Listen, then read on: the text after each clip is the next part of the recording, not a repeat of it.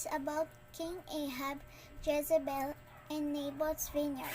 1 Kings 21 verse 1 to 29. The Bible says that King Ahab, urged on by Jezebel his wife, behaved in the most wicked way by worshipping idols.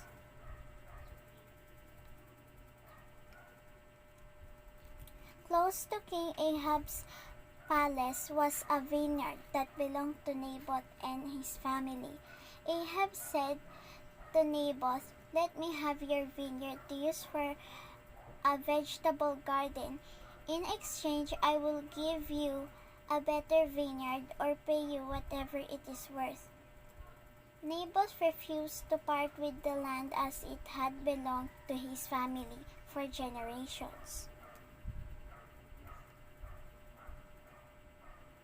So Ahab went home sullen and angry because Naboth had refused to give him what he wanted. He lay on his bed sulking and refused to eat.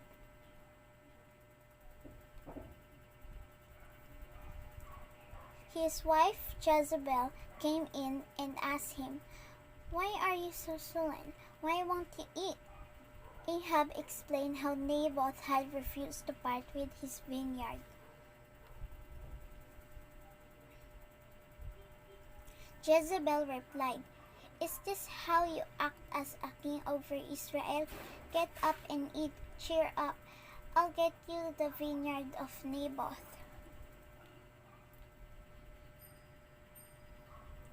Jezebel wrote letters in the king's name, placed his seal on them, and sent them to the elders and nobles who live in Naboth's city.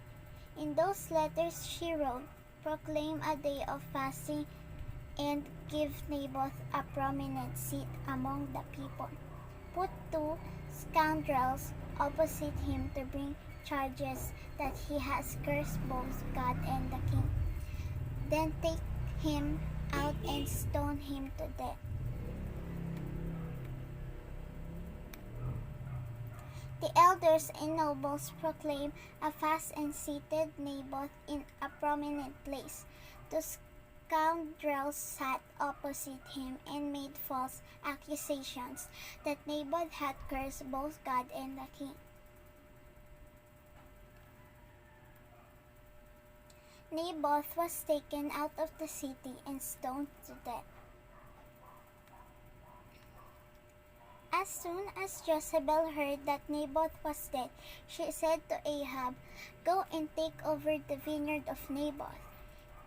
He is no longer alive." King Ahab went to Naboth's vineyard and took possession of it. But God was not going to let Ahab get away with this evil deed. He told Elijah the prophet to go to Naboth's vineyard with a message for the king. When Ahab saw Elijah, he said, "So you have found me, my enemy. Have you not murdered a man and seized his property?" Elijah asked. "In this place where dogs licked up Naboth's blood, dogs will lick up your blood."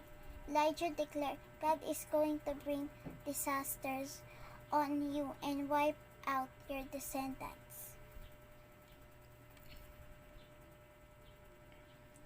Elijah announced that Ahab would be killed, his royal line obliterated, and Jezebel would be eaten by dogs. When Ahab heard these words, he tore his clothes, put on sackcloth, and fasted. He lay in sackcloth and went around meekly.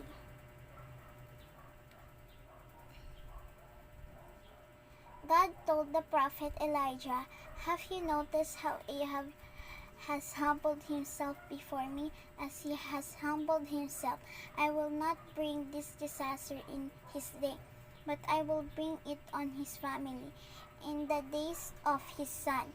3 years later, Ahab was killed in battle.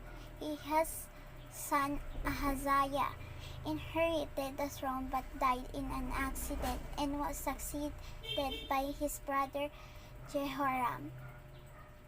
Jehoram was shot with an arrow by Jehu, the commander of his army, who ordered his body to be dumped on the land belonging to Naboth. Jezebel was thrown from a window to her death by her own servants. Her body was eaten by dogs, as Elijah had foretold. The end.